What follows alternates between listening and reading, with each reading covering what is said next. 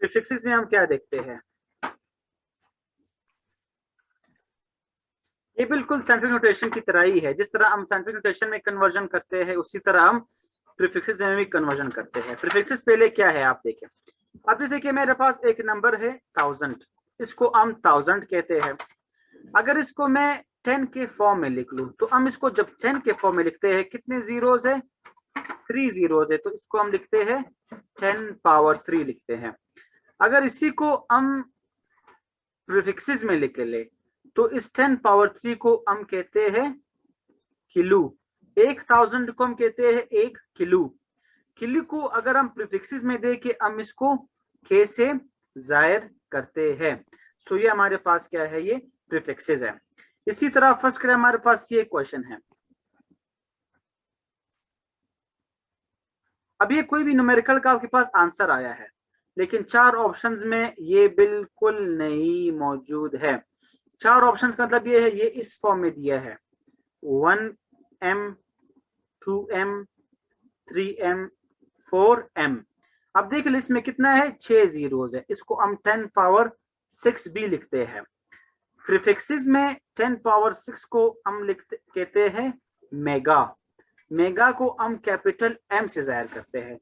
सो ये हुआ 1, ये 6 जीरोज, 10 पावर 6 को हम कहते हैं मेगा, इसलिए इसको हम 1, इस 6 जीरोज का मतलब क्या है, मेगा, इसलिए इसको हम 1 मेगा भी कहते हैं। सो इसका करेक्ट आंसर क्या है, वो ए है। सो अक्सर क्वेश्चन इस तरह मिले हो, आप साइंटिफिक नोटेशन में दिया जाता है, आपको साइंटिफिक नोटेशन आता होगा। अक्सर क्वेश्चन में अब ये न्यूमेरिकल का ये आंसर आया है, लेकिन आपको आंसर इस फॉर्म में मिला है, मेगा में किलो में मिला है। सो मतलब आंसर आपको चेंज करके प्रीफिक्सेस के फॉर्म में दे सकते हैं।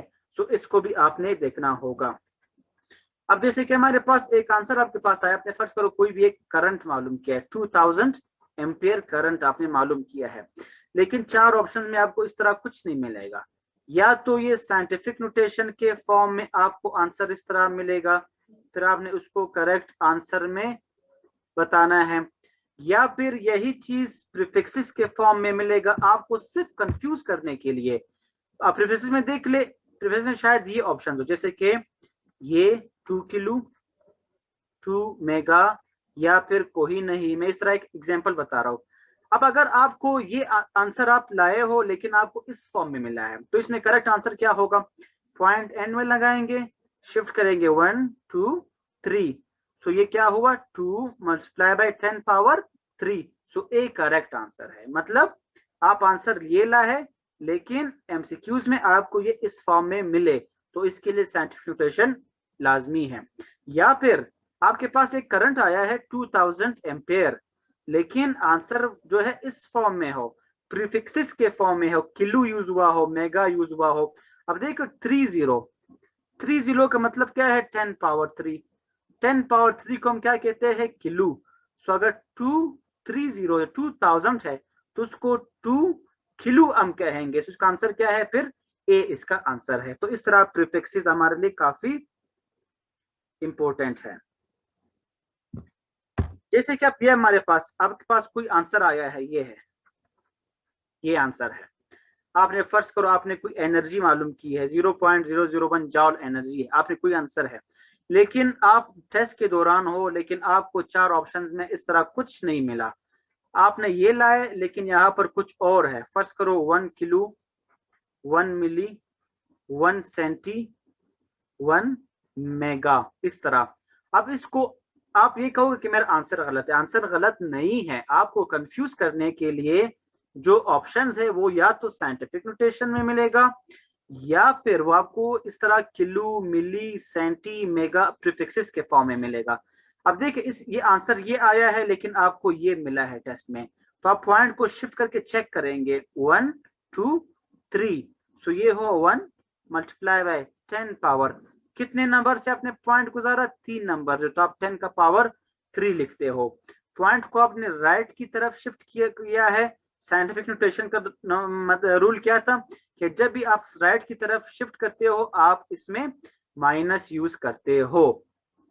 अब ये हुआ 1 मल्टीप्लाई बाय 10 पावर -3। देखिए 1000 को हम क्या कहते हैं, किलो।